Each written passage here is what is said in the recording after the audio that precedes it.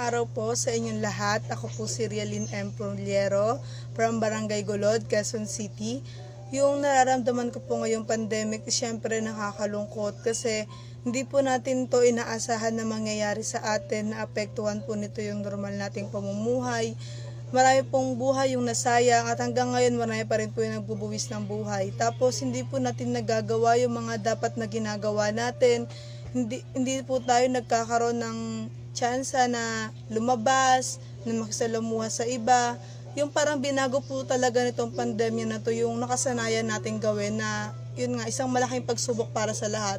Tapos naapektuhan pa nito yung ating ekonomiya, sa transportasyon at sa iba't ibang aspeto ng pamumuhay ng tao. So yung namimiss ko na ginagawa ko noon nung wala pang pandemya, syempre yung pag-alis bilang estudyante, lagi kang school, bahay. So yung pag-aaral, imbis na ngayon August nag-aaral ako, hindi ako nag-aaral ngayon kasi ito nga may pandemya, dito lang sa bahay. Ganon, naghihintay lang kung kailan matatapos. Tapos nakakamiss din yung makipaghalubilo sa iba nang wala kang iisipin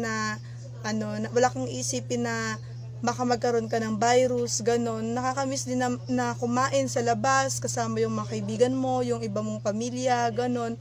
So yun, maraming nakakamiss na bagay na hindi na nating pwedeng gawin sa ngayon dahil nga new normal na tayo, kailangan nating makasanayan. Yung una kong gagawin pagkatapos na itong pandemya na to is magsisimba. Kasi pagdarasal ko kay God na sa haba-haba ng panahon na nagtiis tayong lahat ay natapos na din. Ayun, so sana po sumunod po tayo sa ng pamahalaan para matapos na po itong pandemya, lalo na po tayong mga kabataan na alam ko namang may mga magagawa tayo.